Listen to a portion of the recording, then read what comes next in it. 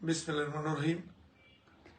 আমি মোহাম্মদ রফিকুল ইসলাম রেনু, সাবেক উপজেলা চেয়ারম্যান, সাবেক থানা আওয়ামী লীগের সাধারণ সম্পাদক, কিশোরগঞ্জ জেলা আওয়ামী লীগের সদস্য।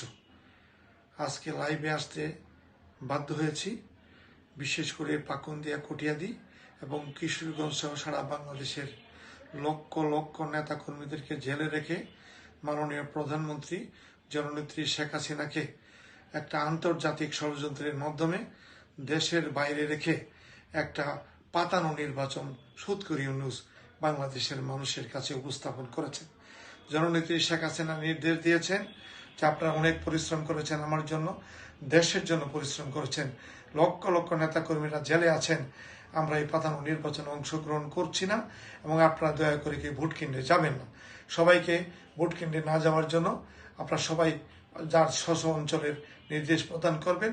বিশেষ করে আমি পাকুন্দিয়া তৃণমূলের আওয়ামী লীগের নেতাকর্মী যারা কষ্ট করছেন, আরেকটু সময় ধৈর্য ধরার জন্য আহ্বান জানাচ্ছি।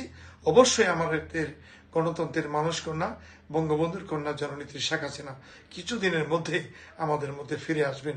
সুসংবাদ নিয়ে সবাইকে ধৈর্য ধারণ করার জন্য আহ্বান জানিয়ে আমি আমার বক্তব্য শেষ করছি। সবাইকে ধন্যবাদ। খুদা হাফেজ। জয় বাংলা, জয় বঙ্গবন্ধু।